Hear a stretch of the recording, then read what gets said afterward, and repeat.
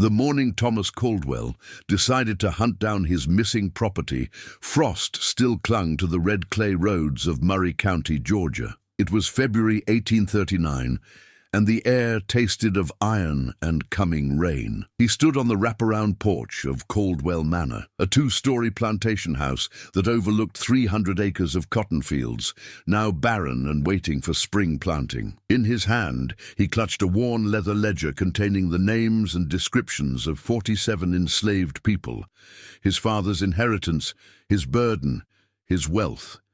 3 of those names had vanished 6 days ago. Samuel, 28 years old, strong back, good teeth. Eliza, 19, house servant, light-skinned, and Eliza's son Joseph, barely 7 years old. They disappeared during the night, leaving behind nothing but cold ashes in the quarters and a single set of footprints heading north toward the ridgeline, where the mountains began their slow climb toward Tennessee. Thomas had sent his overseer, Dutch Morgan, and 4 slave catchers into those hills 3 days ago. None had returned. Now, as he watched the sun struggle through grey clouds, Thomas felt something he hadn't experienced since childhood. Genuine fear. Not the manageable anxiety of crop failure or debt, but the primitive dread that comes from knowing the world contains forces beyond accounting books and property law. "You're making a mistake going up there?" Thomas turned to find his wife, Margaret, standing in the doorway. She wore a heavy shawl despite the parlor fire burning inside, and her face had the drawn, sleepless quality he'd grown accustomed to over their 12 years of marriage. "What are you thinking about this story? Your opinion is incredibly important to us. Please subscribe, leave a comment sharing your thoughts, and let us know if you're enjoying this tale. We truly value your feedback. It helps us create better content for you." Since their daughter died of fever 2 winters ago, Margaret had become a ghost in her own home, drifting from room to room, speaking only when necessary. "I can't lose 5 men and do nothing," Thomas said. "The other planters are watching. If word spreads that Caldwell slaves can simply walk away—" "It's not about the slaves." Margaret's voice was flat, certain. "You know what's up there." Thomas did know. Every white man in Murray County knew, though few spoke of it openly. The Cherokee called those mountains Gvne-Yi, which meant the long place, but the settlers had their own name, the Breathing Hills. On still nights you could hear wind moving through unseen passages, a sound like slow exhalation. The Cherokee had sealed the caves before the government forced them west, on the Trail of Tears, performing rituals that lasted 3 days and nights. The soldiers who supervised the removal reported seeing smoke rise from the ridgeline and drums that seemed to come from beneath the earth itself. "Cherokee superstition," Thomas said, but his voice lacked conviction. "Then why haven't your men come back?" Thomas had no answer for that. He descended the porch steps and walked toward the stables where his horse, a bay gelding named Brutus, waited with visible unease. The animal's ears were flat against its skull, and its eyes showed too much white. By mid-morning, Thomas had assembled a search party of 8 men. There was Carson Webb, who owned the adjacent property and had lost a slave to the same northern flight path last month. There was Reverend Amos Price, a Methodist circuit rider who carried a Bible in one hand and a Colt revolver in the other, believing equally in salvation and lead. The remaining 5 were professional slave catchers from Alabama, hard men with harder reputations, men who tracked human beings the way others tracked deer. They rode in silence toward the Etowah Creek valley. The landscape changed as they climbed, the cultivated flatlands giving way to dense hardwood forest, still bare from winter. Oak and hickory branches formed skeletal canopies overhead, and the ground became rocky, treacherous with hidden roots and sudden drops. Around noon, they found the first sign of Dutch Morgan's party, a campsite near a creek bend where the water ran fast and clear over smooth stones. The fire pit was cold, days old. Gear lay scattered as if abandoned in haste.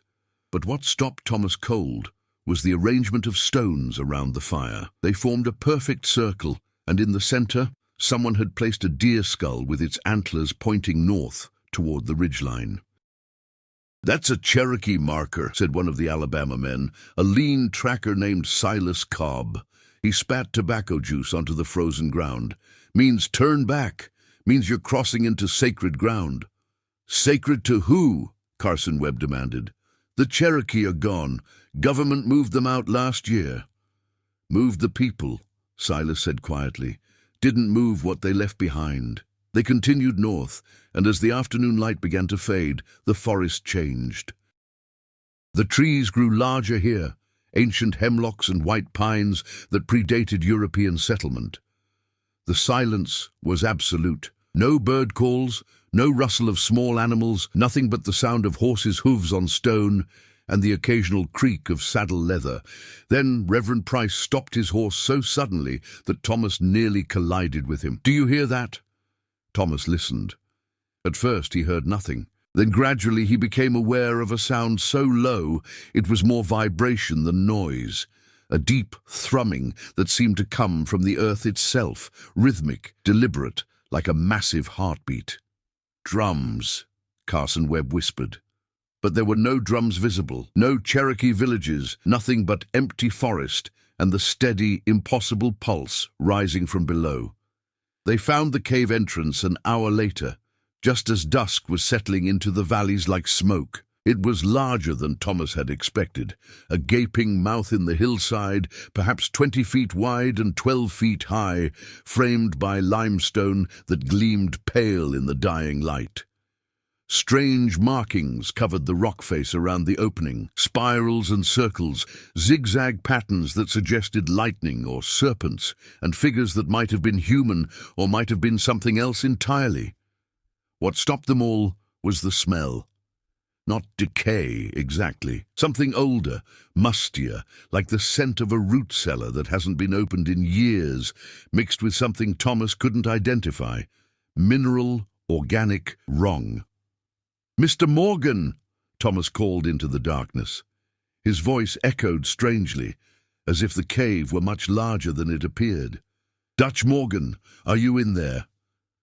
No answer came back. Only that deep, rhythmic thrumming, louder now, unmistakable. Silas Cobb dismounted and approached the entrance with a pine torch.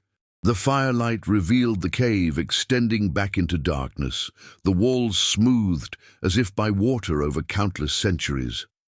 The markings continued inside, growing more complex and disturbing. Humanoid figures with animal heads, scenes of violence and ritual, symbols that hurt to look at for too long. "I'll be damned," Silas breathed. On the cave floor, just inside the entrance, lay a trail of personal effects. A knife, a leather water flask, a wool coat Thomas recognized as belonging to Dutch Morgan, and beyond them, scattered like breadcrumbs, leading deeper into the earth, more items, a boot, a hat, a pistol still in its holster. "They went in," Carson Webb said unnecessarily.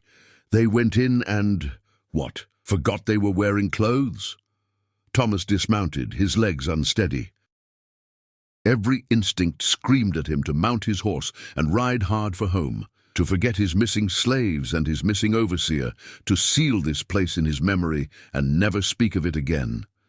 But he was Thomas Caldwell, owner of 300 acres and 47 souls, a man of standing in the community. He couldn't show weakness, couldn't run from darkness like a child. He took the torch from Silas. "I'm going in. The rest of you stay here and—" "No, sir," Reverend Price interrupted. He'd drawn his revolver. "We go together, or none of us go." In the end, 6 men entered the cave. 2 stayed with the horses, weapons drawn, watching the tree line for threats that might come from outside rather than within. The passage descended gradually, the ceiling lowering until they had to duck, then rose again into a chamber roughly 30 feet across. More markings covered every surface here, illuminated by their torches in flickering orange light. Thomas saw depictions of ceremonies, circles of dancers, raised hands, prone figures that might have been offerings or might have been something worse. And then he saw the first body. It was one of the Alabama trackers, a man named Virgil Cook. He sat with his back against the cave wall, eyes open but unseeing, mouth stretched in an expression that might have been terror or ecstasy. His skin was grey, waxy, and when Carson Webb touched his shoulder, the body was cold as the surrounding stone. "Dead at least 2 days," Carson said. "But look, no wounds, no blood. It's like his heart just stopped." They found the other bodies deeper in, scattered through connecting chambers like pieces of a broken puzzle. Dutch Morgan lay face down near a pit that descended beyond their torchlight, one hand outstretched toward something they couldn't see. The remaining trackers were positioned throughout the cave system, all with that same expression, that same grey pallor. "What killed them?" Thomas asked, though he wasn't sure he wanted an answer. Reverend Price had gone pale, sweat beading on his forehead despite the cave's chill. "Whatever it is, it's still here. I can feel it watching." The thrumming had grown louder, more insistent, and Thomas realized with growing horror that it synchronized with his own heartbeat, that the cave itself seemed to breathe in rhythm with his lungs. Then Silas Cobb, who had moved ahead to scout, let out a strangled sound. Thomas hurried forward and emerged into the largest chamber yet. His torch illuminated only portions of it at a time, but what he saw defied comprehension. The walls were covered floor to ceiling with names, hundreds of names, maybe thousands, carved deep into the limestone with painstaking precision, and Thomas recognized them. Caldwell Manor, Webb Plantation, Henderson Estate, Price Holdings, Morgan Farm. Every plantation in Murray County was represented, along with dozens more Thomas had never heard of. But that wasn't the disturbing part. The disturbing part was the dates carved beside each name, dates that hadn't happened yet. Caldwell Manor, established 1837. That was correct. But below it, Caldwell Manor, burned 1841. And below that, Thomas Caldwell, died 1840, madness. Thomas's hand shook so badly the torch nearly fell. He moved along the wall, reading name after name, prediction after prediction. Plantations destroyed by fire, by drought, by flood. Owners dead of fever, of violence, of suicide. Slaves freed, slaves killed, slaves vanished without trace. "This is impossible," Carson Webb breathed beside him. "These things haven't happened." "Not yet," Reverend Price said. His voice had changed, taken on a hollow quality. "But they will. God help us. They will." In the center of the chamber stood an altar of sorts, a raised platform of fitted stones covered with objects Thomas couldn't identify, bones arranged in patterns, clay figures with too many limbs, and in the very center, still glowing with faint light despite the darkness, a series of symbols that seemed to shift and writhe when viewed directly. The thrumming became deafening. The torches all went out simultaneously.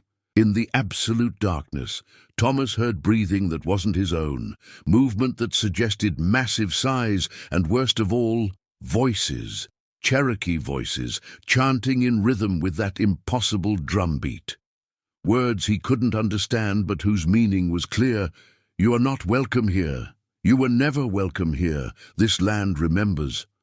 When the torches flared back to life, and Thomas could never explain how they reignited on their own, the altar had changed. Where there had been bones and clay, now there were 3 figures, bound and kneeling: Samuel, Eliza, Joseph. They were alive but silent, eyes wide, watching the white men with expressions that might have been pity. And behind them, carved fresh into the stone wall, still weeping limestone dust, were new words in English. "We buried more than bones. We buried prophecy. Now you dig your own graves." Thomas ran. He wasn't proud of it, but neither was he ashamed. Some terrors demand flight, and this was one of them. He heard the others running too, heard Carson Webb sobbing, heard Reverend Price praying in a voice cracked with desperation. They burst from the cave into twilight that seemed impossibly bright after the darkness below. The horses were screaming, wild-eyed, pulling at their restraints. The 2 men left to guard them were gone. simply vanished, leaving behind only their weapons and the echo of their terror. Thomas mounted Brutus and rode harder than he'd ever ridden, branches whipping his face, the gelding's hooves slipping on loose stone. Behind him he could hear the others doing the same, and beneath it all, that damned thrumming following them down the mountain like a promise. They didn't speak during the ride home. What was there to say? That they'd seen the impossible, that something in those caves knew the future, or perhaps was making the future, carving reality into stone like a sculptor shapes clay. Thomas reached Caldwell Manor well after dark. Margaret stood on the porch with a lantern, and when she saw his face, she knew. "What did you find?" she asked. Thomas dismounted, legs barely holding him. He looked at his wife, at his house, at the fields stretching into darkness.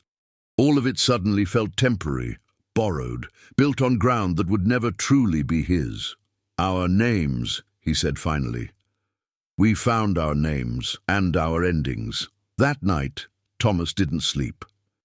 He sat in his study with his father's ledger, reading through the names of the 47 people he claimed to own, and for the first time wondered what they knew that he didn't. What had Samuel, Eliza, and Joseph understood about those caves? What had drawn them there, to a place of prophecy and power, when they could have run anywhere? Outside, the wind picked up, and Thomas swore he could hear it, faint but unmistakable. The sound of drums beneath the earth, and voices chanting in a language older than his nation, older than his laws, older than his right to own anything at all. The curse of Etowah had awakened. And Thomas Caldwell had 4 years until the date carved beside his name came true. The fever started 3 days later, not in Thomas Caldwell, but in Carson Webb. It began with sweats and chills, the kind that accompany influenza or consumption, but Dr. Samuel Pemberton found nothing wrong when he examined Carson at Webb Plantation. No infection in the lungs, no inflammation of the throat, no signs of disease that medical science recognized. Yet Carson lay in his bed, skin burning to the touch, muttering in a language Pemberton didn't recognize. Guttural sounds that resembled Cherokee but weren't quite right, as if the words were being spoken backward or inside out. By the 4th day, Carson was seeing things. His wife, Constance, sent word to Thomas early in the morning. When Thomas arrived, he found Carson strapped to his bed with leather restraints, thrashing with such violence that the bed frame had cracked. Foam flecked his lips, and his eyes had rolled back until only the whites showed. "He keeps saying the same thing," Constance said. She was a sturdy woman, practical, not given to hysteria, but her hands shook as she gripped Thomas's arm. Over and over, in English, and then in that other tongue. He says, "They're counting us. They're counting us all." Thomas felt ice spread through his chest. He'd spent the past 3 days trying to convince himself that what he'd seen in the caves was merely exhaustion, darkness playing tricks on a fearful mind. But now, looking at Carson's contorted face, he knew the truth. The caves had infected them somehow, not with disease, but with knowledge, terrible, unwanted knowledge of what was coming. Dr. Pemberton administered laudanum, enough to kill a horse, but Carson's thrashing continued. The restraints cut into his wrists, drawing blood that looked too dark, almost black in the lamplight, and through it all, that muttering continued. "Tsalagi atsila, tsalagi atsila. They're counting us all." "What does it mean?" Constance demanded. "What happened in those caves?" Thomas couldn't answer. Couldn't. How could he explain that they'd found their futures carved in stone, that something ancient and patient had been waiting in the dark, keeping records of every crime and every cruelty, preparing a reckoning that no law could prevent? By nightfall, 2 more men from the expedition had fallen ill. Silas Cobb sent word from his boarding house in town that he was experiencing nightmares so vivid he could no longer distinguish them from waking life. In these dreams, he said, he was being judged by figures made of smoke and stone, condemned for sins he couldn't remember committing. And Reverend Price had locked himself in his church, refusing to emerge, his voice audible through the doors as he prayed ceaselessly, begging forgiveness for trespasses he wouldn't name. Thomas stood on his porch that evening, watching the sun set over his fields. The cotton was planted now, tiny green shoots just beginning to break through the red clay. In a normal year, this would be a time of hope, of potential, but Thomas looked at those fields and saw only Carson Webb's prophecy: drought, failure, ruin. Margaret joined him, carrying 2 glasses of whiskey, though she rarely drank. She handed him one, and they stood in silence for a long moment. "You should leave," she said finally. "Take what money we have and go north. Start over somewhere the caves haven't marked you. Running won't change what's carved in that stone. Maybe not. But staying here guarantees you'll see it happen." Thomas drank his whiskey in one swallow. It burned, but didn't warm him. Nothing seemed capable of warmth anymore, not since the caves. "The slaves know something. Samuel, Eliza, Joseph, they went to those caves deliberately. They knew what was there. Then ask them. They're gone. They vanished the night we went into the caves. I sent men to search, but it's like they melted into the forest." Margaret turned to him, and in the fading light, Thomas saw something he hadn't noticed before. Fear, yes, but also a strange kind of acceptance. Maybe that was the point. Maybe they were never meant to be found.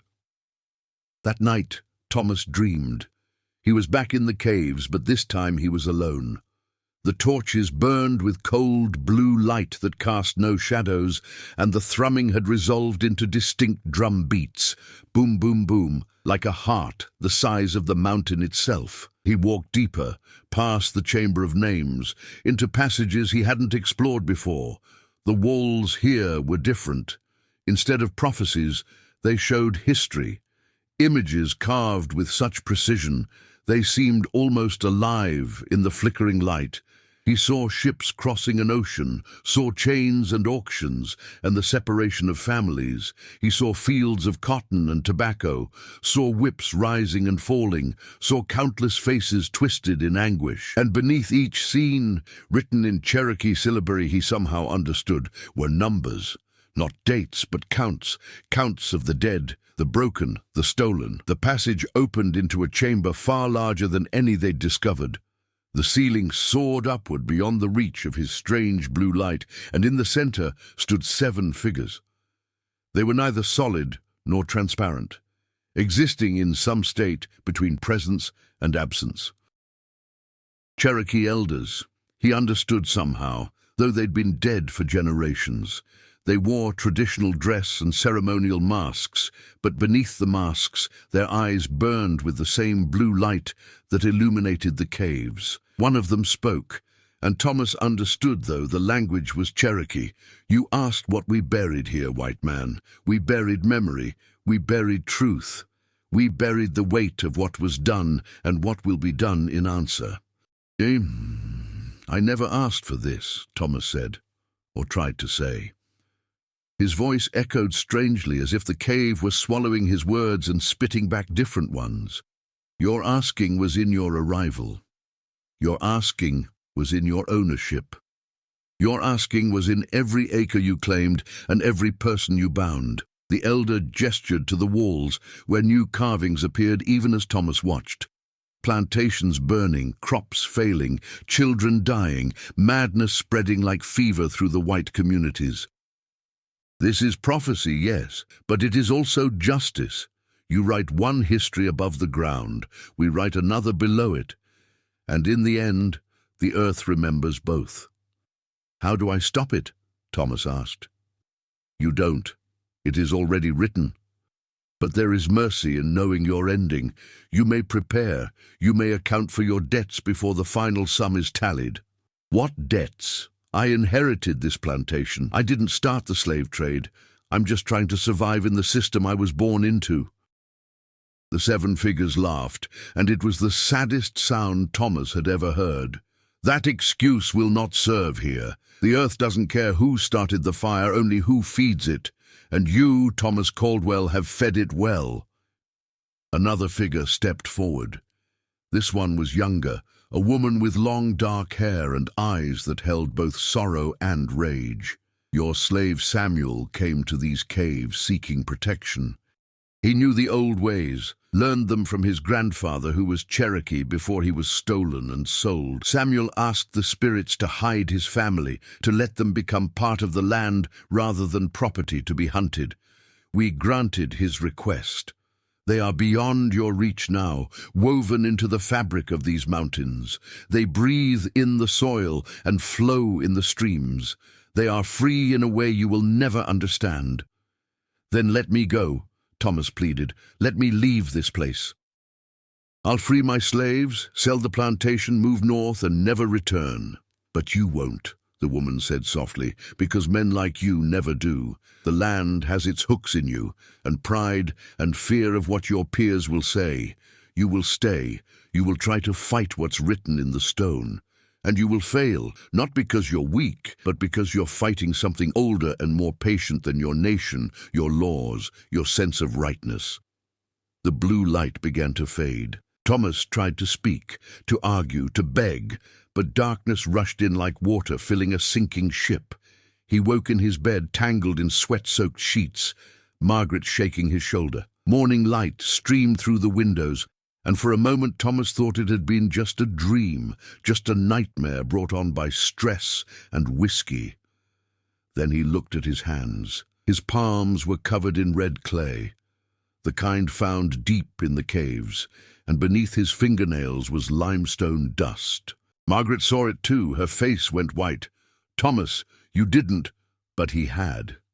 Somehow, in sleep or trance or whatever state had possessed him, Thomas had returned to the caves. His nightshirt was torn, his feet bloody from walking barefoot over stone, and when he checked his study, his father's ledger was open on the desk to a page he didn't remember writing. In handwriting that was his, but somehow not his. Someone had written a single sentence in Cherokee syllabary: "The countdown has begun."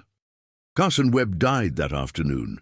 Dr. Pemberton said it was fever, said the body simply gave out under the stress, but the slaves who prepared the body for burial whispered something different. They said his heart had stopped because it had been counting down from some number only it knew, and when it reached 0, there was nothing left but silence. That evening, Thomas went to the quarters. He rarely visited them directly. That was the overseer's job, or had been before Dutch Morgan vanished into the caves. The enslaved people of Caldwell Manor lived in a row of small wooden cabins behind the main house, each one housing an entire family in a single room. Smoke rose from cook fires, and children played in the dirt while their parents returned from the fields, exhausted, defeated, enduring.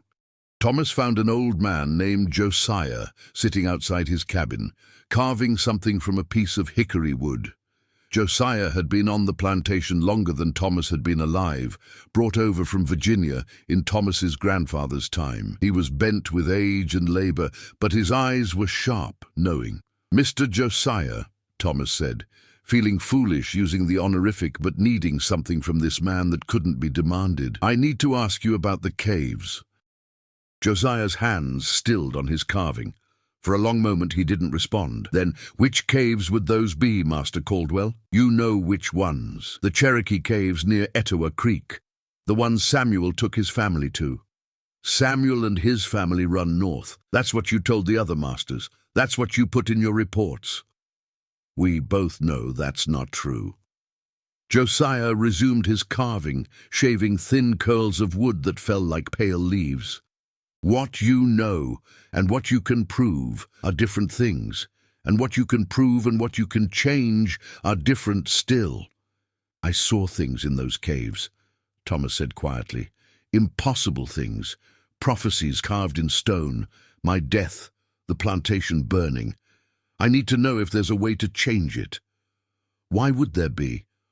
The question was so simple, so direct that Thomas had no ready answer. Because he deserved a second chance, because his death wasn't fair, because the land he'd inherited shouldn't carry consequences for crimes he didn't personally commit. "Because I'm afraid," Thomas admitted finally. "I'm afraid of dying." I'm afraid of what comes after. I'm afraid that everything I've built will turn to ash, and my name will be remembered only for cruelty." Josiah looked up then, meeting Thomas's eyes directly in a way that would get a slave beaten on most plantations. "Now you know how we feel every day of our lives. Welcome to being property of the land instead of owner of it. Welcome to knowing your ending, but being powerless to change it. Welcome to the fear that eats at you from the inside until there's nothing left but the waiting. So there's no way out, no way to appease whatever's in those caves." "There's always a way," Josiah said, "but it's not the way you'll want to take. The Cherokee spirits, they don't want your blood or your death. They want the scales balanced. They want the debts paid, all of them going back generations. Can you do that, Master Caldwell? Can you free 47 people and give them land and compensations for stolen lives? Can you tear down this house built on suffering and plant crops you'll harvest with your own hands? Can you make yourself small and powerless in service of making others whole?" Thomas said nothing. They both knew the answer. "I thought not." Josiah returned to his carving. "Then you'll die in 1840, just like the stone says. And maybe that's justice too. Maybe that's the price the land demands. One way or another, Master Caldwell, debts always come due." Thomas walked back to the main house as darkness fell. The sky was clear, full of stars that seemed indifferent to human concerns. Somewhere in the mountains, drums were beating. Somewhere in the earth, the countdown continued. And in the caves beneath the breathing hills, 7 spirits waited patiently for prophecy to become history. Spring brought no relief. The drought began subtly. A week without rain, then 2, then a month. The cotton shoots that had seemed so promising in February withered by April, their leaves curling and brown despite desperate irrigation efforts. Thomas ordered his enslaved workers to haul water from Etowah Creek in wooden buckets, a brutal task that left them exhausted and resentful. But the creek itself was running low, exposing stones that hadn't seen sunlight in living memory. Other plantations suffered the same affliction. Henderson Estate lost half its tobacco crop to mysterious blight. Webb Plantation, now run by Carson's widow Constance, saw its livestock sicken and die. First the pigs, then the cattle, then even the chickens stopped laying eggs. And everywhere, in whispered conversations between the planters, the same question circulated. Why? But Thomas knew why. The caves had spoken, and the land was listening. Reverend Price emerged from his self-imposed exile in early May, gaunt and hollow-eyed, claiming he'd received a vision from God.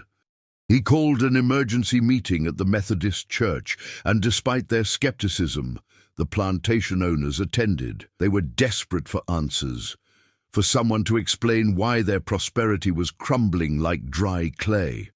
Thomas sat in a back pew, Margaret beside him. She'd grown thinner over the past months, existing on tea and anxiety, jumping at every sound. She kept her hands folded in her lap, but Thomas could see them trembling. Price stood at the pulpit, gripping it so hard his knuckles were white. When he spoke, his voice had lost its former confidence, replaced by the wavering tone of a man who'd seen something that shattered his faith and rebuilt it into something stranger. "Brothers and sisters," he began, "I have wrestled with angels and demons. I have prayed for guidance, for understanding, for mercy. And the Lord has shown me the truth, though it brings me no comfort." He paused, scanning the assembled faces. Thomas counted 18 plantation owners, their wives, a handful of overseers and merchants, the people who ran Murray County, who shaped its economy and enforced its laws. "We are being judged," Price continued, "not by the laws of men or even by the laws of the federal government, but by something older. The Cherokee walked this land for thousands of years before we came. They knew its spirits, communed with forces we dismiss as superstition. And when we drove them west, when we took their sacred places and defiled them with our presence, those forces did not simply vanish. They waited. Someone in the front row, Thomas thought it was James Henderson, stood up angrily. "This is Cherokee sympathizing, Reverend. The Indians were heathens. We brought civilization and Christianity to a savage wilderness." Civilization? Price's laugh was sharp, bitter. Is it civilized to own human beings? Is it Christian to separate mothers from children and sell them like cattle? Is it righteous to build wealth on the backs of people who have no choice, no freedom, no hope? The church erupted in angry mutters. Several people stood to leave, but Price raised his voice, commanding attention through sheer desperation. "I have seen what waits in those caves." His words echoed off the wooden walls. "I have seen the prophecies, and I know they're coming true. Carson Webb dead of fever, drought killing our crops, livestock dying without cause, and worse things are coming. Fires, floods, madness, death. It's all written in the stone, dated and detailed like entries in a ledger. We are being balanced against our debts, and we are found wanting." "Then what do you propose?" Margaret spoke up, surprising Thomas. Her voice was steady despite her shaking hands. "If we're damned, what's the point of this sermon?" Price looked at her with something approaching gratitude, repentance, restitution. "We must free the enslaved people, return the stolen land, make reparations for—" The church dissolved into chaos. Men shouted, women gasped, and Thomas saw the fury in his neighbors' faces. Free the slaves? Return the land? It was economic suicide, social destruction, the unraveling of everything they'd built. Thomas stood and pushed his way outside, needing air, needing space. He wasn't surprised when he heard footsteps behind him. Margaret and, surprisingly, Josiah's daughter Ruth, who served as a house slave at Caldwell Manor. Ruth was 24, intelligent, and skilled at making herself invisible when white people spoke freely. But now she looked directly at Thomas, and he saw no fear in her eyes, only a kind of sad knowing. "It won't work," she said quietly. "What won't work?" Thomas asked, though he knew she'd been listening at the church door. "Freeing us. The spirits don't want freedom now. They want accountability for what already happened. You can't undo 200 years of stealing and killing and breaking families. You can only face what's coming. How do you know what the spirits want?" Ruth's smile was gentle, pitying.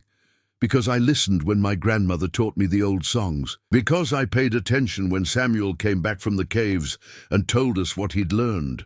Because unlike you, Master Caldwell, I understand that some debts can only be paid in blood and time." She turned and walked back toward the plantation, leaving Thomas and Margaret standing in the churchyard. The sun beat down mercilessly, and in the distance, thunder rumbled despite the cloudless sky. "She's right," Margaret said. "Whatever Price thinks he can do, it's too late. We're going to die here, aren't we, all of us? The dates are already written." Thomas wanted to deny it, to rage against the unfairness of being punished for a system he'd inherited rather than created. But looking at his wife's resigned face, at the dying crops in the distance, at the mountains where the caves waited with their terrible knowledge, he found he couldn't lie anymore.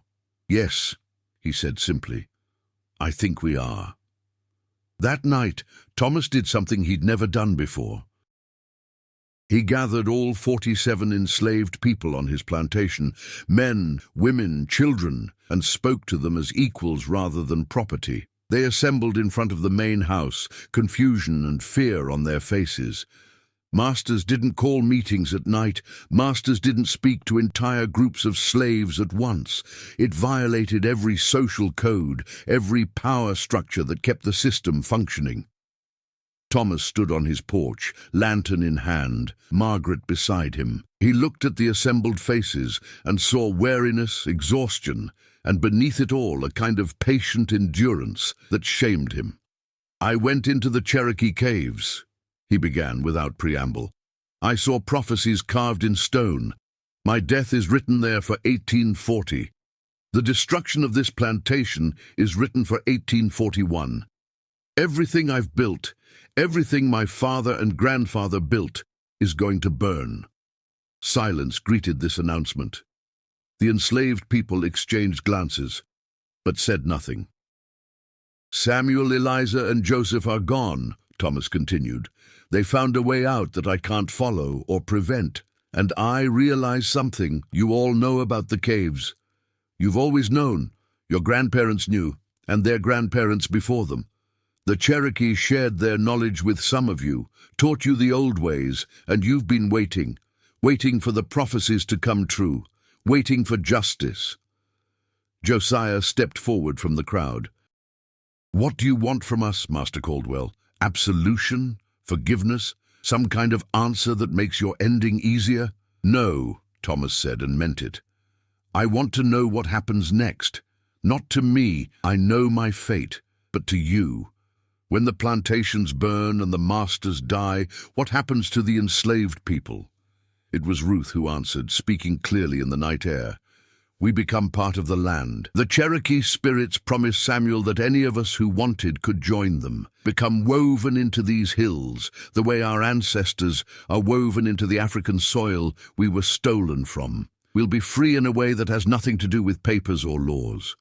We'll be wind and water, stone and root, memory and prophecy. We'll outlast every plantation, every master, every attempt to own what cannot be owned." "And those who don't want that? They'll go north," Josiah said. "When the chaos comes, when the old system breaks, we'll walk away, and no one will have the power to stop us. The prophecies aren't just about white people dying, Master Caldwell. They're about us living." Thomas felt something shift inside him. Not quite acceptance, but a kind of exhausted surrender. "Then I won't stop you. When the time comes, when whatever's going to happen starts happening, I won't send catchers or raise alarms. He struggled for words. "I'll bear witness. That's all I can offer." "That's more than most would offer," Ruth said. "But it doesn't change your ending. The stone knows what you've done and what you've failed to do. The debt is still owed. I know." The gathering dispersed slowly. Enslaved people returning to their quarters with new knowledge. Their master was dying, his power was failing, and soon, very soon, they would be free. Not through legislation or moral awakening, but through something far older and more implacable. Margaret and Thomas stood on the porch long after everyone left. The night was warm, humid, heavy with the promise of storms that wouldn't come. In the mountains, drums beat their steady rhythm, and Thomas wondered if they were counting down days or heartbeats or some measure of justice that human mathematics couldn't calculate. "What will you do with the time you have left?" Margaret asked. Thomas thought about that. 1.5 years until his death, according to the stone. 18 months to account for 36 years of life, most of it lived in the service of a system he'd never questioned until it carved his doom into sacred rock. "I'll write it down," he decided. "Everything I've seen, everything I understand now. I'll leave a record so that when people find the ruins of this place, they'll know why it fell. They'll know it wasn't just economics or politics or disease. They'll know the land itself rose up and balanced the scales. Will anyone believe it? Probably not. But that doesn't mean it shouldn't be written." They went inside, and Thomas began his chronicle. He wrote by candlelight while Margaret slept fitfully upstairs, recording everything that had happened since February. The discovery of the caves, the prophecies, the dreams, the slow unraveling of Murray County's prosperity. He wrote about the enslaved people who were more than property, about Cherokee spirits who were more than superstition, about debts that transcended any ledger. He wrote until dawn, and when he finally stopped, his hand cramping around the pen, he looked at what he'd produced and knew it was inadequate. Words couldn't capture the thrumming of the caves, or the weight of carved prophecy, or the patient rage of spirits who'd waited generations for justice. But words were all he had, so words would have to be enough. Outside, the sun rose on fields that were dying. The countdown continued, and in the caves beneath the breathing hills, 7 spirits added new names to their walls. new dates to their calendar of reckoning. The curse of Etowah was unfolding exactly as written, and Thomas Caldwell could only watch and wait for his part in the story to end. Summer arrived like a fever dream.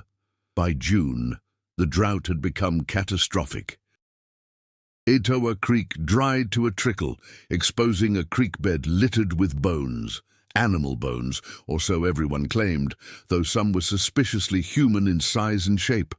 The cotton crop was a complete loss, leaving Thomas with acres of dead stalks that rattled in the hot wind like the whisper of ghosts. Other plantations fared no better, and the mood in Murray County turned desperate, then dangerous. Thomas spent his days maintaining routines that no longer had meaning. He kept his account books, though there was no income to record. He walked his fields, though there was nothing to inspect but failure. He attended church on Sundays, though Reverend Price's sermons had devolved into apocalyptic rants that frightened more than comforted. And each night he added to his chronicle, documenting the slow collapse of everything he'd known. The first fire came in mid-July. Henderson Estate burned on a Tuesday evening, flames visible for miles against the darkening sky. By the time Thomas arrived with a volunteer fire brigade, there was nothing to save. The main house had collapsed, the slave quarters were ash, and the fields were scorched earth. James Henderson survived, but barely, pulled from the flames by his enslaved people. Ironically enough, his body so badly burned that Dr. Pemberton said he wouldn't last the week. It started in multiple places at once, one of the firefighters reported. East wing, west wing, and the barn, all igniting within minutes of each other. No way it was accidental. But there had been no intruders, no signs of arson, no explanation beyond the prophecy carved in stone.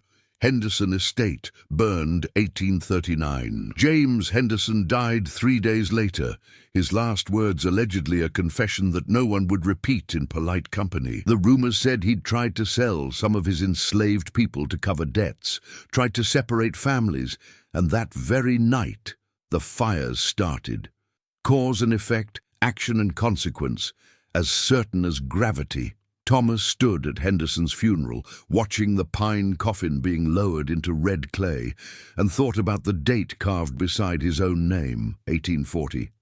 He had less than 6 months left.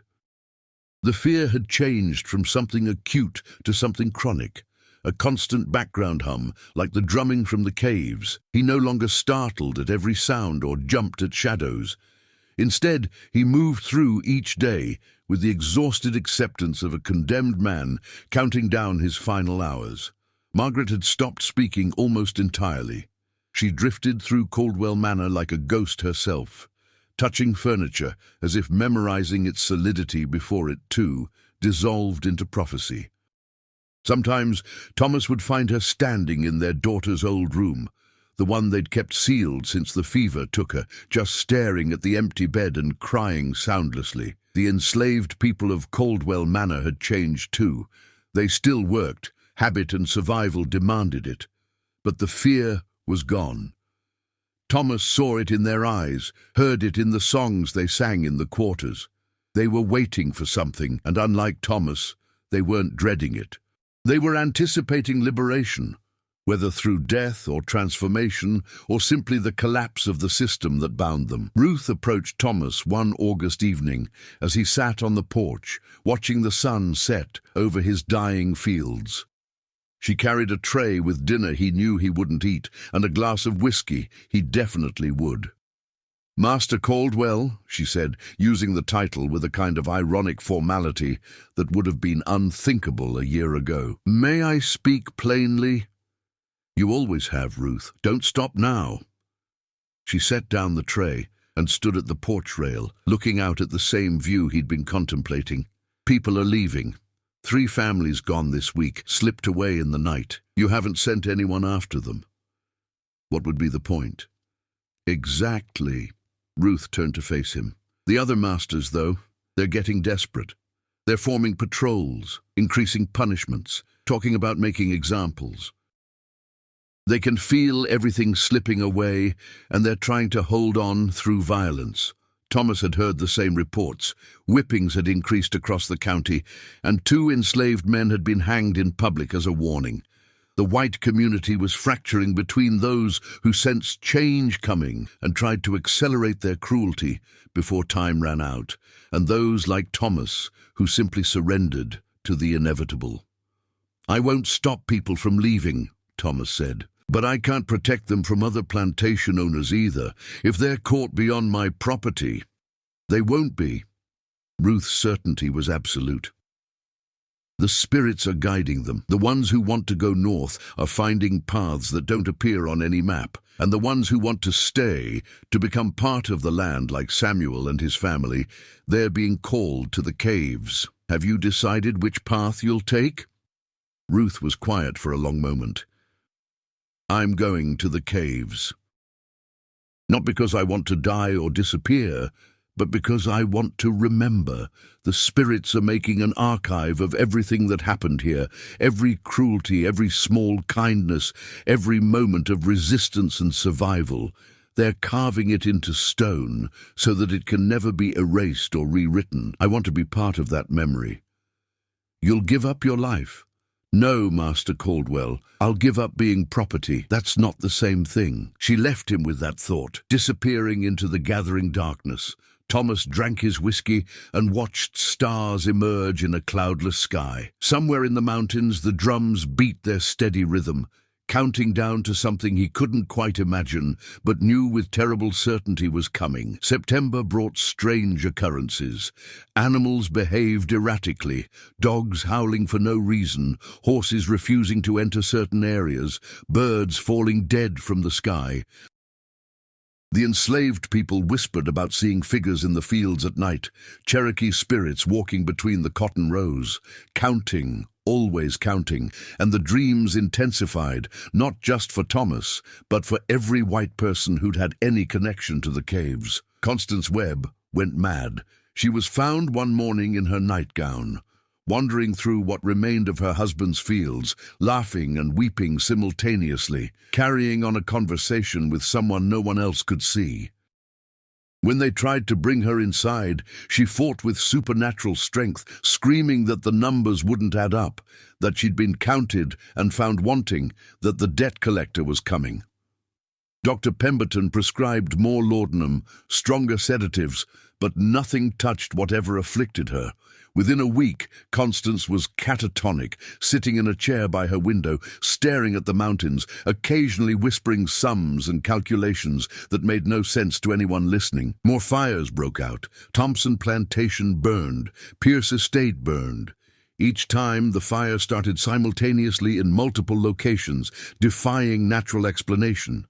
And each time, Thomas checked his chronicle and found the date matched perfectly with the prophecies carved in stone. The authorities were helpless. The county sheriff, a man named Marcus Pyle, tried to organize investigations. But what could he investigate? The fires had no natural cause, the illnesses had no medical explanation, and the general collapse of prosperity couldn't be attributed to any single factor that law enforcement could address. Reverend Price attempted an exorcism in October. He gathered volunteers at the mouth of the Cherokee caves, armed with Bibles and lanterns and righteous conviction, determined to drive out the evil spirits and reclaim the land for Christian civilization. Thomas didn't attend, but he heard about it from those who did. Price led the group into the caves, praying loudly, sprinkling holy water, calling upon God to cleanse the unholy place. They reached the first chamber, saw the prophecies carved in stone, and Price began reading scripture at the top of his lungs, his voice echoing through the passages. The drums stopped. In the sudden silence, they heard breathing, slow, deep, ancient breathing that seemed to come from the stone itself. Then the torches went out all at once, leaving them in absolute darkness. And in that darkness, they heard voices. Not Cherokee voices, but their own voices, speaking words they'd never said, confessing sins they'd tried to forget, admitting to cruelties they'd justified or denied. The group fled in panic. Price emerged last, his hair turned white, his Bible torn to shreds by hands that weren't his own. He never spoke coherently again, spending his final days in a rocking chair, flinching at sounds no one else could hear. By November, Thomas was one of the few plantation owners still functional. Others had died, gone mad, or simply abandoned their properties and fled north. The enslaved people were leaving in a steady stream, sometimes entire families at once, walking into the mountains and never returning. No one pursued them anymore. There was no point. Josiah came to see Thomas on a cold November afternoon. The old man looked younger somehow, as if the approaching end had lifted a weight from his shoulders. "I'm leaving tomorrow," Josiah said without preamble. "Taking my family north. Just wanted to tell you in person." "I'm glad," Thomas said, and meant it. "You've earned freedom more than anyone I know." "Not earned. Freedom isn't something you earn. It's something that should never have been taken." Josiah pulled something from his pocket, a small carving, the same one he'd been working on months ago. It had taken shape, a bird in flight, wings spread, leaving a nest behind. "This is for you, so you remember that some things can't be caged forever." Thomas took the carving, feeling its smooth edges, the careful detail in each feather. "Thank you, Josiah, for this and for your patience with a man who understood too late." Understanding late is better than never understanding at all. Josiah turned to leave, then paused. "The spirits told Ruth to tell you something. Your death date, 1840. It's not just about you dying. It's about who you are dying. Thomas Caldwell, the slave owner, Thomas Caldwell, the plantation master, that man has to die. What comes after, if anything comes after, that's up to you." He walked away, and Thomas never saw him again, but he kept the carved bird on his desk, next to his chronicle, a reminder that transformation sometimes looks like destruction. December arrived with frost and clarity. Thomas walked his empty fields, past abandoned quarters and silent barns. Margaret had retreated entirely into herself, spending days in bed, speaking only to decline meals or ask what day it was. The plantation was a shell, a ghost of prosperity built on suffering, now returning to the earth that had never truly been his to own. On Christmas Eve, Thomas made his final entry in his chronicle. His hand was steadier than it had been in months. His mind clear despite, or perhaps because of, the approaching end. "They call it a curse," he wrote, "but curses are just consequences we didn't expect to pay. The Cherokee spirits didn't doom us. We doomed ourselves the moment we decided some human beings could own others, that land could be claimed through violence, that prosperity built on suffering would last forever. In 6 weeks I will die. The date is written in stone, and I find I'm no longer afraid. I'm tired, and I'm ready for whatever accounting comes next. I only hope that what rises from the ruins of this place is more just, more merciful, more human than what we built here. To whoever reads this, learn from our mistakes. Understand that debts always come due, that land remembers, that justice delayed is not justice denied. And know that the drumming you hear in the mountains is not a threat but a promise. The earth is patient, but the earth is keeping score. The curse of Etowah was our own making. We just didn't want to believe it until the bill came due." Thomas closed the journal and placed it in a metal box, which he buried beneath the largest oak tree on his property. Whether anyone would ever find it, he didn't know. But at least the truth would exist somewhere, preserved against the fire and flood and madness that he knew were coming. The new year arrived, 1840, Thomas Caldwell's final year of life.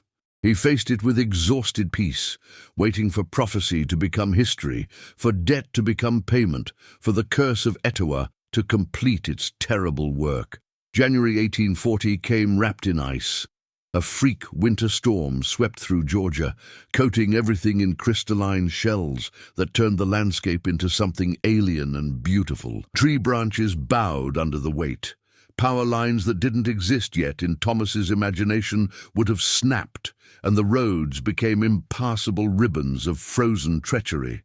Thomas spent much of the month indoors, tending fires that never seemed to warm the house, watching Margaret's decline and waiting. The waiting was the worst part, knowing your death date, but not the method, the hour, the specific mechanism that would transform prophecy into reality. The isolation suited him. With the roads frozen, no one visited, no one brought news of the outside world. Caldwell Manor became a small kingdom unto itself, populated by ghosts of different kinds.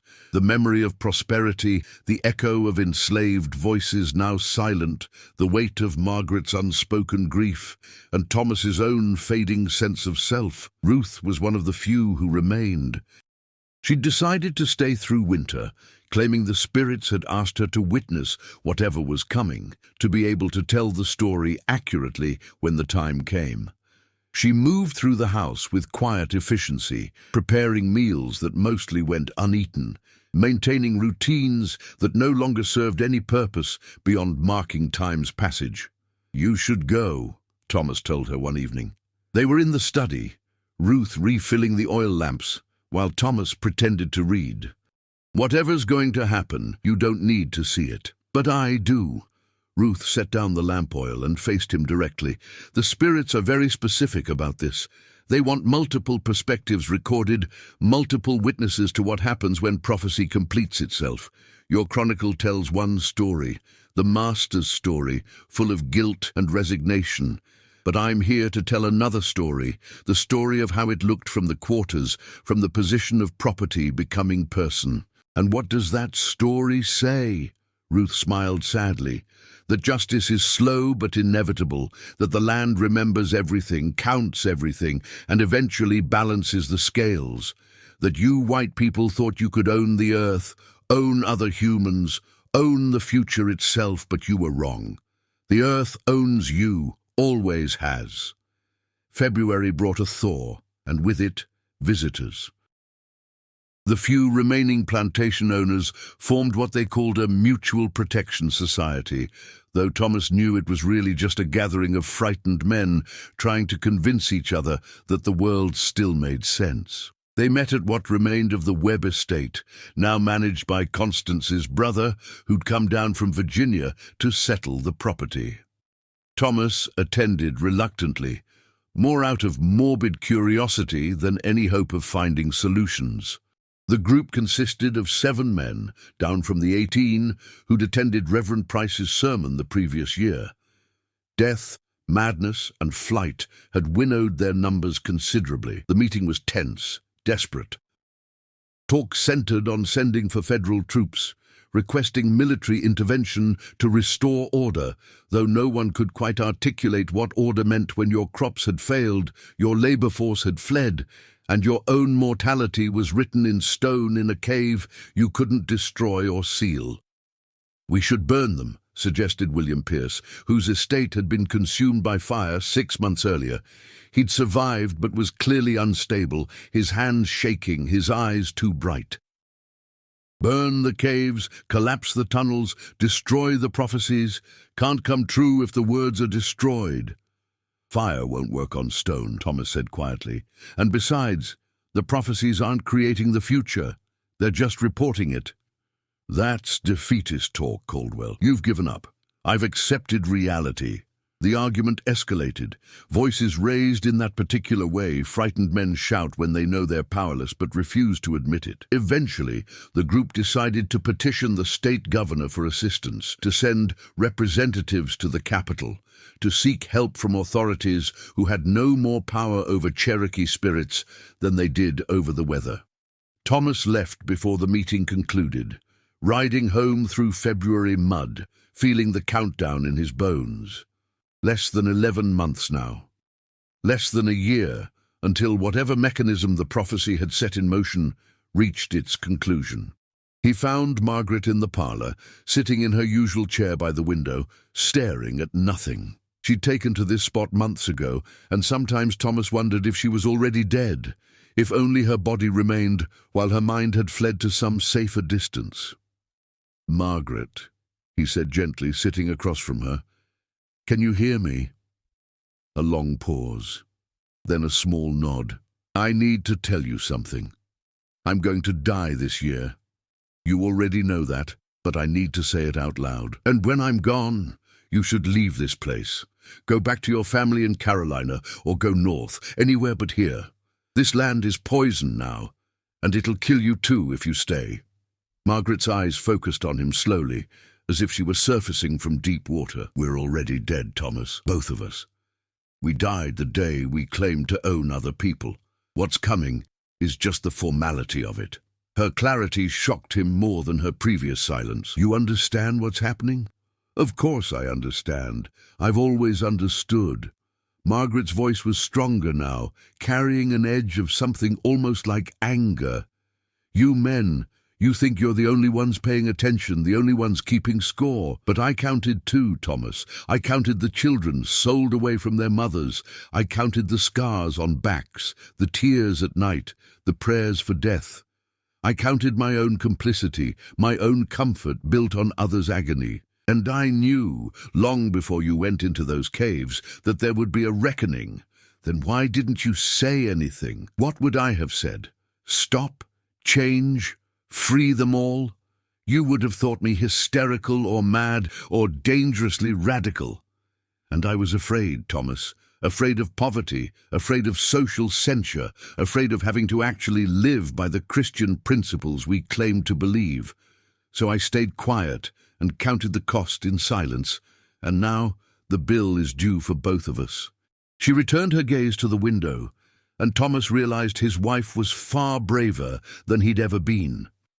She'd seen the truth earlier, understood the consequences sooner, and had spent these years preparing for an end she knew was inevitable. Spring arrived with violent beauty. Storms rolled through Murray County with biblical intensity. Torrential rains, lightning that struck the same spots repeatedly, hail that destroyed the few crops anyone had been foolish enough to plant.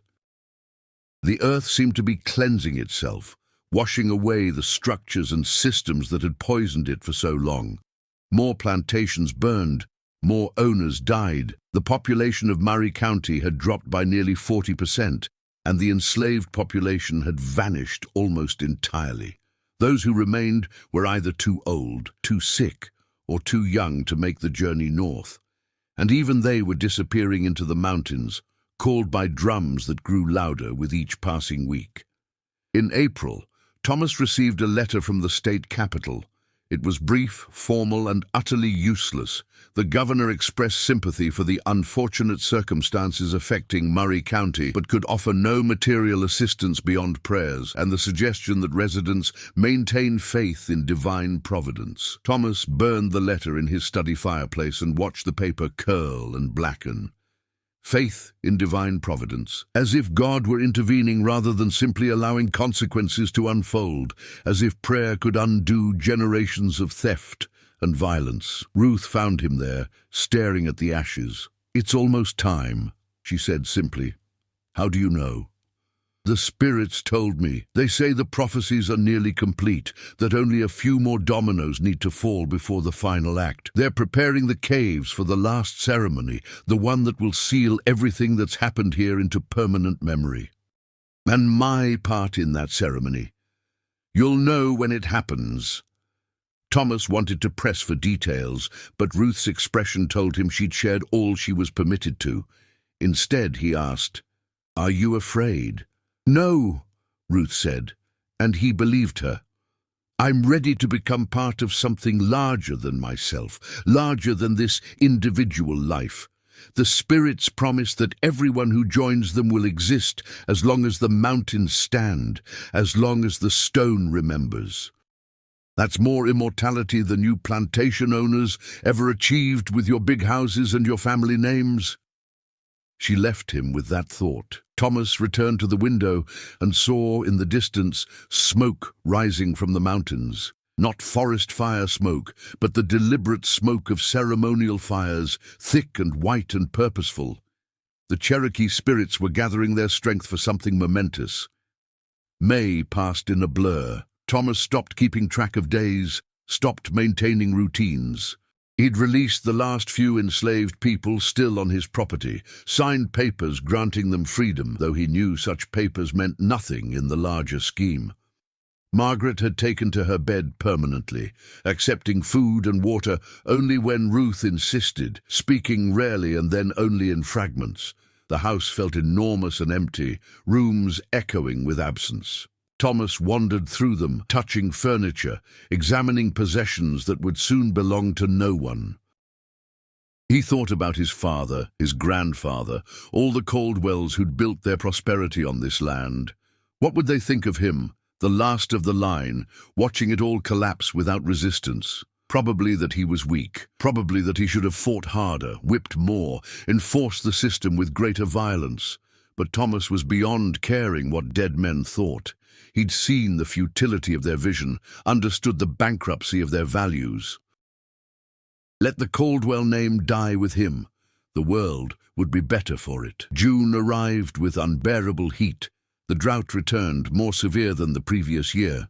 The creek dried completely, leaving a bed of cracked mud and exposed bones. The forest seemed to press closer to the plantation house, reclaiming spaces that had been cleared generations ago. Nature was taking back what had been forcibly borrowed, and Thomas could only watch the slow erasure of everything his family had built.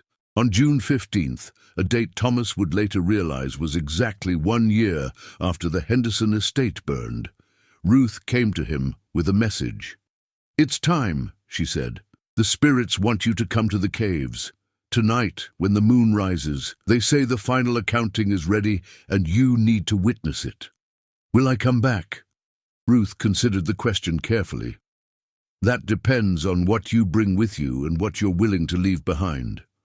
Thomas spent the afternoon preparing. He bathed, dressed in his simplest clothes, wrote a final note to Margaret, though he doubted she'd read it. He stood in his study one last time, looking at the empty shelves, the bare desk, the cold fireplace. This room had been the center of the plantation's operations, where decisions about crops and sales and human property had been made with casual brutality. Now it was just a room, powerless, meaningless, waiting for fire or rot to complete its transformation. He said goodbye to Margaret, though she didn't respond. She lay in their bed, eyes closed, breathing shallow, already halfway between worlds. Thomas kissed her forehead and whispered, "I'm sorry," though for what specifically he couldn't say. For everything, perhaps. For all of it. Ruth was waiting on the porch as the sun set. She carried a small bundle of supplies and wore traditional Cherokee dress that Thomas had never seen her wear before. Deerskin decorated with beadwork, patterns that suggested both mourning and celebration. "Where did you get those clothes?" he asked. "The spirits provided them. They want me to enter the final ceremony, dressed appropriately, honoring both my African ancestors and the Cherokee spirits who are welcoming us." They walked in silence as darkness fell. The path to the caves was clear now, as if it had been traveled frequently, as if hundreds of feet had worn the route into the earth itself. The drums were loud, no longer distant or mysterious, but immediate, real, calling them forward with hypnotic insistence. Other figures walked the path too, shadows that might have been human, might have been spirit, might have been something between. They nodded to Ruth and Thomas, but didn't speak, all moving toward the same destination with the same mixture of purpose and resignation. The cave entrance glowed with firelight. Thomas could see the flickering orange light spilling out into the night. And as they drew closer, he heard voices, Cherokee voices, singing in harmony with the drums, words he didn't understand, but whose meaning was clear. Ending, beginning, judgment, mercy, memory, justice. Ruth took his hand. "Whatever you see in there, whatever happens, know that it's been coming for a long time. This isn't cruelty. This is balance." They entered the caves together, and Thomas Caldwell walked willingly into prophecy. The main chamber had been transformed.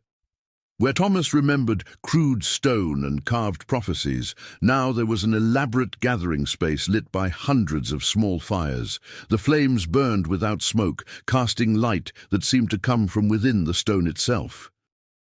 The walls pulsed with that light, and the prophecies carved there glowed gold and red like fresh wounds. 7 figures stood in the center, the same Cherokee elders Thomas had seen in his dream, but solid now, present, undeniable. They wore ceremonial masks and traditional dress, and they stood in a perfect circle around a stone altar that hadn't existed during Thomas's first visit. Arrayed around the chamber's perimeter were others. Thomas recognized some: Samuel, Eliza, young Joseph, looking peaceful and whole. Josiah was there, and dozens of other enslaved people from plantations across Murray County. But they weren't quite solid, weren't quite ghost. They existed in some liminal state, present and absent simultaneously, belonging to the earth now rather than to any master. And beyond them, filling every shadow and corner, were Cherokee spirits. Hundreds of them, perhaps thousands, the accumulated dead of centuries, all gathered to witness this final ceremony. Ruth led Thomas to a spot near the altar. She squeezed his hand once, then released it, and moved to join the other formerly enslaved people, taking her place among those who'd chosen transformation over flight. One of the 7 elders stepped forward. When he spoke, his voice filled the chamber with a resonance that made Thomas's bones vibrate. Thomas Caldwell, last son of the Caldwell line, last master of 300 stolen acres, you have been called to witness the completion of the prophecies and to receive your accounting. Thomas found his voice, though it shook. I'm ready. Are you? The elder's eyes behind his mask were ancient, knowing. You believe yourself prepared because you've accepted your death. But death is not the debt we're here to collect. Death is easy. Transformation is hard. The other elders moved, and the stone altar between them changed. Its surface became reflective, not like mirror glass, but like water. Dark, deep water that reflected things that weren't in the chamber. Thomas saw images forming, scenes from his life played out in supernatural clarity. He saw himself as a boy, learning from his father how to manage property, how to calculate the value of human beings, how to maintain authority through violence and fear. He saw himself as a young man, inheriting the plantation without question, stepping into his father's role as naturally as he'd stepped into his father's boots. He saw individual moments of cruelty, a whipping he'd ordered for a slave who talked back, the sale of a family to cover gambling debts, the casual indifference with which he'd sentenced people to lifelong bondage. And worse than the active cruelty, he saw the passive acceptance. All the times he could have spoken against the system, could have freed his enslaved people, could have used his privilege to challenge rather than perpetuate injustice, but chose comfort and conformity instead.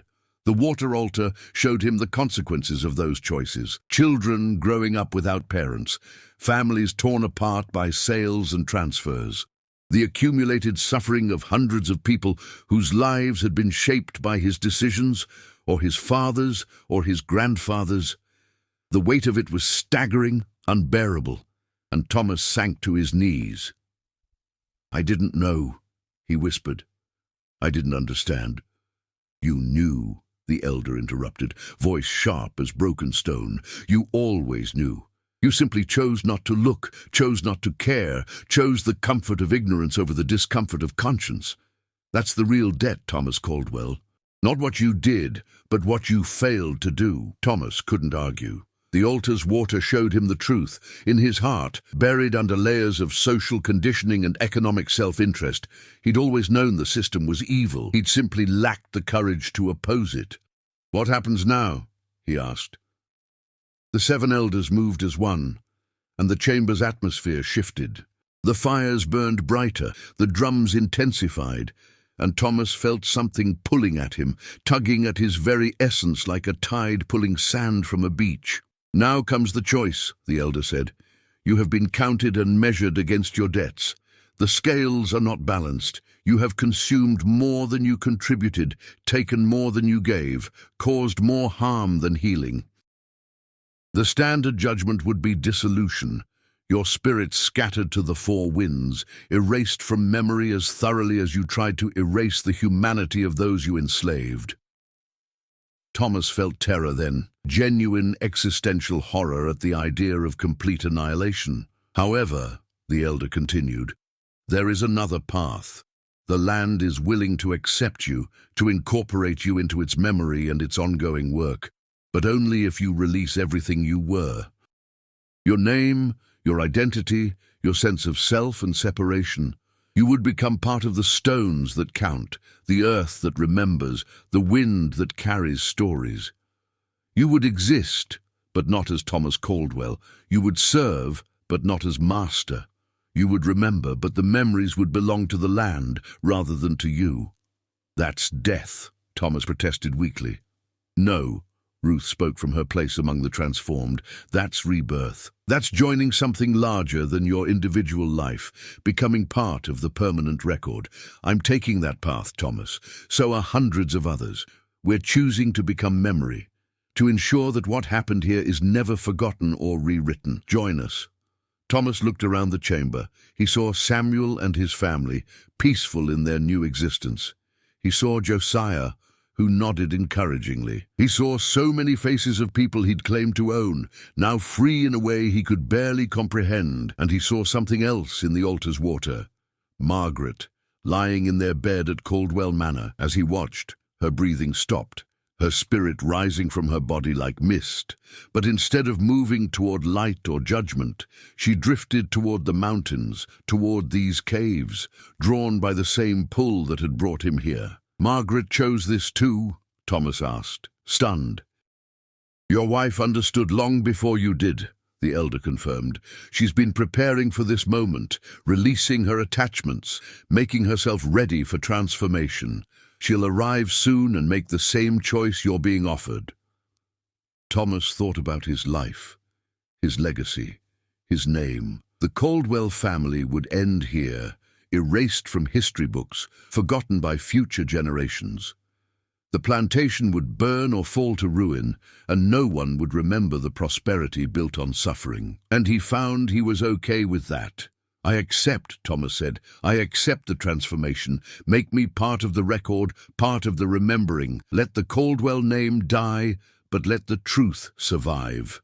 The 7 elders raised their hands, and the chamber erupted with sound. Drums thundering, voices chanting, the earth itself groaning as if giving birth to something new. Thomas felt his body dissolving, not painfully but strange, like salt dissolving in water. His memories remained, but became disconnected from ego, from self. He was Thomas Caldwell, but he was also the red clay and the limestone. He was the remembering and the remembered. He saw himself, his former self, standing in the chamber, growing transparent, becoming less defined. And he saw the others experiencing the same transformation. Ruth dissolving into light and stone. Samuel's family merging with the cave walls. Dozens of spirits choosing incorporation over annihilation, choosing to become the permanent record. The altar's water showed him what would happen next. Caldwell Manor would burn within the month, flames consuming the house that slavery built. The other plantations would follow one by one, just as the prophecies promised. The white families would die or flee, and the land would begin its slow healing. But the caves would remain. The prophecies would remain. The record would remain. Future generations would find this place and wonder at the detailed carvings, the precise dates, the names of plantations and owners. Archaeologists would puzzle over the sophistication of the Cherokee record-keeping, the way they'd predicted events decades before they occurred. Historians would debate the meaning of the symbols, the significance of the rituals, the truth behind the legends of the curse of Etowah. And the spirits, the transformed, the incorporated, the memories made manifest, would be there, woven into the stone, keeping accurate count, ensuring that no one could rewrite this history or soften its edges. Thomas felt his individual consciousness fading, merging into something larger. He was still himself, but also everyone else who'd chosen this path. He was the counter and the counted, the witness and the witnessed, the judge and the judged. His last thought, as Thomas Caldwell, was gratitude. Gratitude that he'd been given the chance to become part of the solution rather than remaining part of the problem. Gratitude that his ending served some purpose beyond mere punishment. Then, he wasn't Thomas anymore. He was Thomas and Ruth and Samuel and Josiah and hundreds more. He was the stone walls recording history. He was the drums beating measurements of justice. He was the memory that wouldn't fade, the story that demanded telling, the debt that had been paid through transformation rather than destruction. Margaret arrived as the transformation completed. Her spirit entered the chamber, looked at the glowing walls, understood instantly what was being offered. She didn't hesitate, walking directly to the altar and offering herself to the same process. As she dissolved into light and memory, Thomas, who was not Thomas anymore, felt her join the collective consciousness. She brought her own memories, her own guilt, her own desire for meaningful ending. And the caves accepted her, incorporated her, made her part of the eternal record. The ceremony concluded as dawn approached. The 7 Cherokee elders removed their masks, revealing faces that were neither old nor young, neither entirely spirit nor entirely flesh. They'd been performing this role for generations, maintaining the counting, the recording, the balancing of scales. "It is done," the eldest said, speaking to no one in particular and everyone at once. "The prophecies are fulfilled, the debts are paid, the record is complete." The fires in the chamber began to dim, not going out, but settling into a steady glow that would burn forever, sustained by the transformed spirits who now made the caves their home. The drums slowed to a heartbeat rhythm, steady and eternal, counting time and justice in perfect synchrony. Outside, the sun rose on June 16, 1840.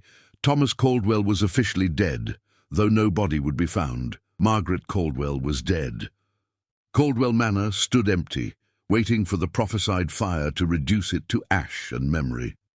By July, the fire came. By August, all the major plantations in Murray County had burned or been abandoned. By the end of 1841, the landscape looked almost as it had before European settlement. Forest reclaiming cleared land, creeks running clean, wildlife returning to spaces that had been hostile to them for decades. The few white families who remained told their children about the curse of Etowah, about Cherokee spirits who'd exacted revenge, about caves that should never be disturbed. The stories grew in the telling, becoming legend, becoming myth, becoming the kind of tale that people only half believe, but fully respect.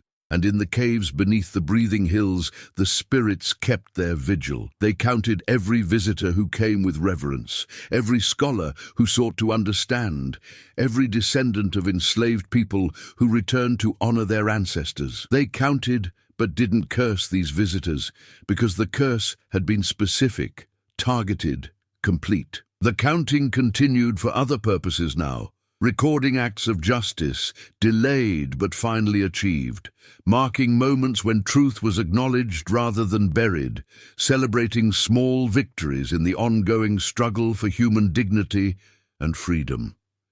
The prophecies on the walls remained, but new carvings appeared alongside them, names of enslaved people who'd escaped to freedom, names of abolitionists who'd fought the system, names of those who'd resisted, survived, persisted.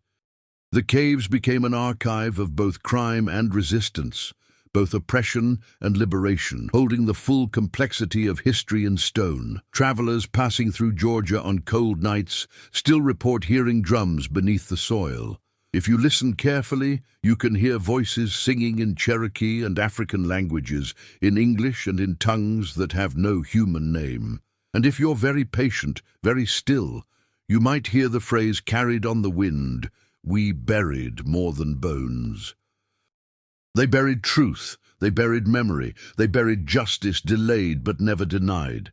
The Cherokee called it protection, the South called it a curse. But the spirits who lived in the stone knew it was simply accounting. The patient, thorough work of keeping records accurate, of ensuring that history couldn't be sanitized or forgotten, of making the land itself a witness to everything that happened upon it.